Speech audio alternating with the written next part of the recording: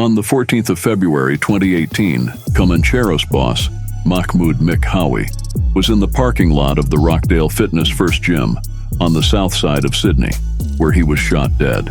Just a few years before this, the Lebanese-Australian biker was involved in a Sydney airport brawl with one of their biggest enemies, the Hells Angels. By the time normalcy was restored in the airport terminal, Anthony Zervas, the brother of Hells Angels member Peter Zervas, had succumbed to his injuries after being hit by a bollard by members of the Comancheros MC. This brawl is believed to have led to the daylight murder of Mick Hawi.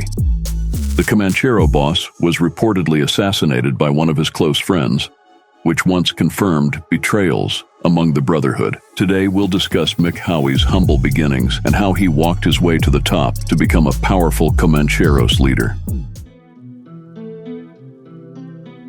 Mahmud Mick Hawi was born in Beirut. However, his family fled the unrest and eventually sought refuge in Sydney, Australia. As early as the age of 5, Mick Hawi met Carolina Gonzalez, whom he later married in 2002. The family was blessed with 2 children. At 16, Mick Hawi joined his father's painting business, and this introduced him to a world he never knew existed, the beaky world. This role exposed him to the real world, and he began to make new friends with members of the Comancheros motorcycle club. When Hawi clocked 19, he summoned the courage to join the Comancheros motorcycle club. Hawi was tall and muscular, so you can say he somehow stood out from other Comanchero members. The club, which was founded in 1968 by Jock Ross, faced an authoritative leadership style from the pioneer. Usually, when new members join a club, they are given time to hang around experienced bikers. Sometimes, many newbies do not even survive this stage. However, Mick Hawi's case was a different one. He was a natural. One would think he was born to lead and dominate the bikie world. At an early stage, Mick Hawi desperately wanted power and knew the best way to achieve that was to take on some of the club's biggest names. That way, he is able to prove to others that he is not one to joke with. When Mick Hawi decided to announce himself as a voice to be reckoned with, he went to the man on top of the command chain, Jock Ross. Mick Hawi resented the Comanchero boss and started a revolution. Luckily, many gang members who were tired of Jock's authoritative leadership style were on board with Mick Hawi. In 2002, Mick Hawi mobilized a group of young Comancheros to the home of the founder and supreme leader of the gang, William Jack Ross. The young gangsters beat him severely and reportedly stripped him of his club colors and prized Harley-Davidson motorcycle. This daring revolution marked Hawk's ascension to the top, so he didn't really work his way to the top like most bikie leaders. He targeted the one at the top, stripped him of his titles, and took over. Mick Hawi soon announced himself to be the new Comanchero national president and supreme commander. However, not everyone was pleased with how he ascended to the throne. A faction of the motorcycle club strongly believes that beating up the club founder to reign as the national president was illegitimate, so he knew he was in for a turbulent ride. Not long after assuming leadership of the club, Mick Hawi was set up and was convicted of drug possession. However, the rivals needed to try harder as the charges couldn't stick. He was eventually released only to deal with another disaster. In 2005, Mick Hawi had to deal with the famous Cronulla riots. At the time, the Lebanese youths and Australian lifeguards were involved in an altercation. This altercation became heated and became a riot that spread across the country. Hawk intervened in the matter and called for peace by meeting with the Brawl boys of Maroubra. The Comanchero boss successfully brought an end to the chaos. Mick Hawi's status as the national president of the Comancheros gave him a presence in the Sydney underworld. He was at the center of illegal activities like drug trafficking, extortion for financial gain, and several others. As a result, he had a long list of enemies both outside and within the club, and they nearly got to him during a failed assassination attempt. In November 2007, Mick Hawi narrowly escaped death after his car was sprayed with bullets by 2 men outside Grappa Ristorante in Sydney. He was lucky that one of the bullets that entered the car lodged into the headrest of his car seat. After the near-death experience, Hawi improved his security measures. He began traveling with bulletproof cars so that such an incident would not repeat itself. But these bulletproof cars won't prevent him from a brawl with the Hells Angels, which took place at a Sydney airport. The Sydney Airport Brawl. In 2008, the Comancheros were involved in a brawl with the Australian chapter of the Hells Angels. At the time, the 2 gangs were having what you may call a power struggle. This is not so uncommon among rival motorcycle gangs, especially when they run their activities in the same area and both gangs want to dominate. This rivalry and gangland struggle has been ongoing for years, but it has always led to minor brawls and and nothing more. However, in March 2009, a chaotic scene erupted at Sydney Airport between the Hells Angels and the Comancheros. What went down at the airport that day would later go on to determine Mick Hawi's future. On that fateful day, the Hells Angels president, Derek Wainohu, and Comancheros president, Mick Hawi, were on the same flight from Melbourne. The brawl is believed to have started in the air as Wainohu and Hawi returned to Sydney on the same flight. The tension reportedly began to build as soon as Wainohu realized that he was sharing the flight with 5 Comancheros. This didn't go well with the Hells Angels boss. According to witnesses, right on the flight, the Comancheros were growling at Wainohu, and they had an exchange. As the plane was landing and moved towards the terminal, each gang began to send text messages to their members requesting reinforcements. They all knew a show was about to go down once they all disembarked from the plane. By the time Wainohu disembarked from the plane, he had 5 Hells Angels members waiting for him, including Peter Zervas, a member of the Hells Angels, and Anthony Zervas, who came along with his brother. Anthony Zervas was not a member of the Hells Angels. On the other hand, Mick Hawi had called his contacts, and 7 Comancheros members were on the scene already, making the total number of gang members 12. In other words, the Hells Angels were outmanned. According to witnesses, Wainohu reportedly shouldered a Comanchero, who hit the Angels boss in the face. Another Como also punched Wainohu, and he dropped to the ground. Seeing that he was overpowered, the Hells Angels retreated, and everything was meant to have ended there. But not long after they had all dispersed, the departure area soon became a fight zone, with fists swinging left and right. The Comancheros claimed that the second brawl began after Anthony Zervas stabbed a Como in the neck with a pair of scissors. This caused the other Bickies to start attacking each other with heavy bollards, which were used to organize the passenger check-in queues. During the scuffle, Anthony Zervas was on the ground being dealt with by at least 2 Comos. It all came to an end after a Comanchero member smashed down a heavy bollard weighing up to 13 kilos on Anthony's head. Once the deed was done, the Comancheros fled the scene and boarded a taxi.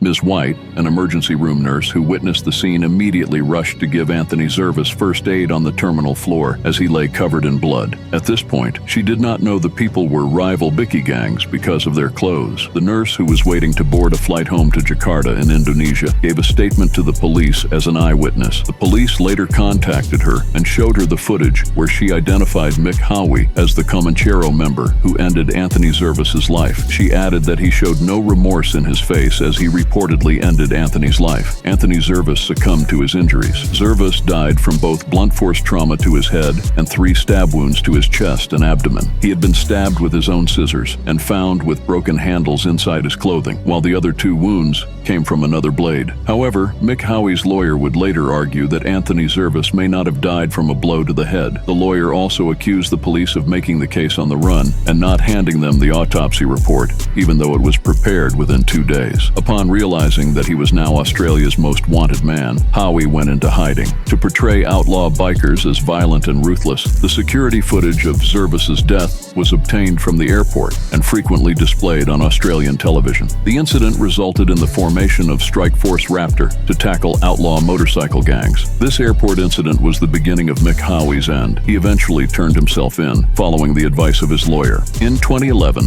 the court eventually found Mick Hawi guilty of Anthony Zervas' murder and sentenced him to 28 years behind bars with the possibility of parole after 21 years. This marked a significant shift in how Australia perceived biker gangs and served as a lesson that even the most ruthless biker gang leaders would face the consequences of their actions. While Mick Hawi took responsibility for Anthony's death, the remaining Comancheros members were convicted of a lesser crime. Hawi, taking the fall for his members, earned him more respect in the underworld, showcasing what a true leader would do. However, in 2014, the Ness Dollars Court of Criminal Appeal overruled his murder conviction and ordered that he be retried. Hawi appealed his sentence and was convicted of a lesser crime, manslaughter. His sentence was then released to 6 years and 2 months imprisonment. The Comancheros boss was released from prison in 2015. After his release, Hawi had a strict probation term which prohibited him from getting himself involved in the Comancheros or any outlaw gang. He was not left with any other choice other than to live a discreet lifestyle with his family. But a man with a past like Hawi's would have many targets on his back. Just when he decided to stay low-key, his past came after him.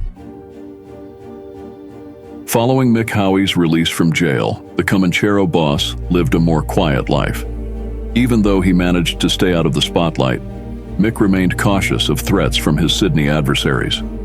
While he could tell them that he was no longer in the game, his rivals would not care. Hawi traveled with heavy security, or at least with armored vehicles. On 15th of February 2018, Hawi departed from his usual security protocol. He probably thought the dust had settled, but little did he know that his enemies would take advantage of this window of opportunity. That fateful day, Hawi was at the Fitness First gym in Rockdale, a spot known for its violent history and ties to bikers. After his workout, Hawi returned to his car, which was parked in front of the gym. Even though Hawi was not fully in the game like he was before his arrest, he parked his car in a way that reflected the respect and fear he had always commanded. As Hawi was about to enter his car, 2 assailants stormed the scene and fired 6 shots at close range. Hawi survived the shots initially, but later succumbed to his injuries at St. George Hospital, bringing an end to his chaotic life. The perpetrators fled the scene in a gray Mercedes-Benz.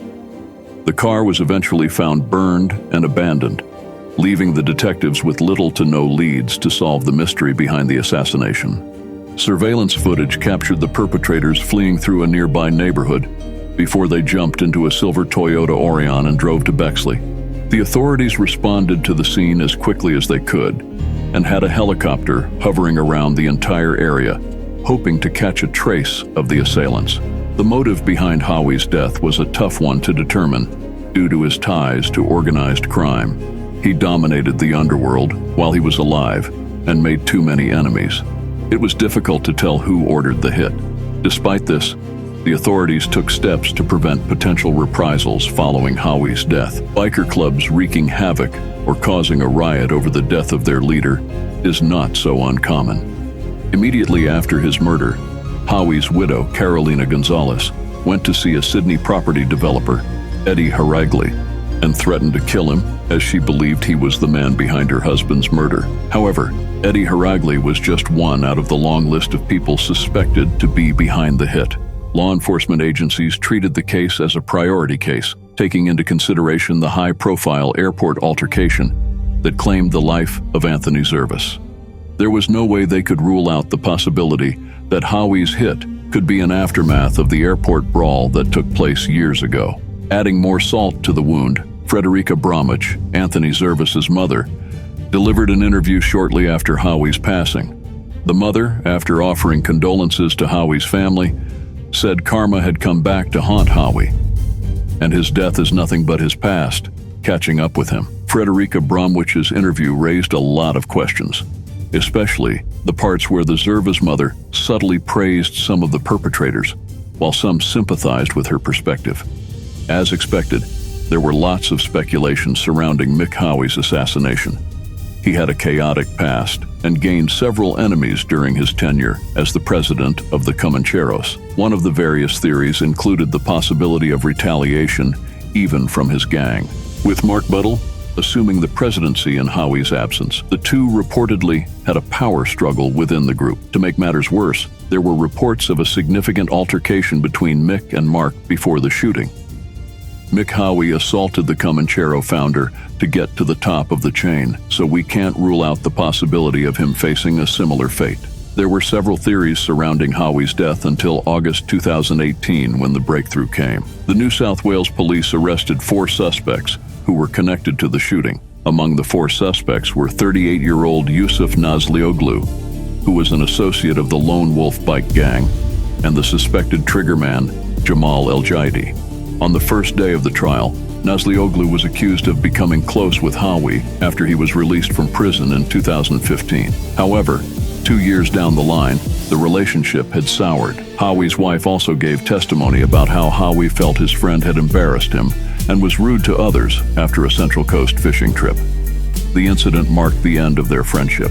As part of the investigation, Strike Force Amir's detectives located a firearm during a crime scene warrant at Jamal's home at Bexley.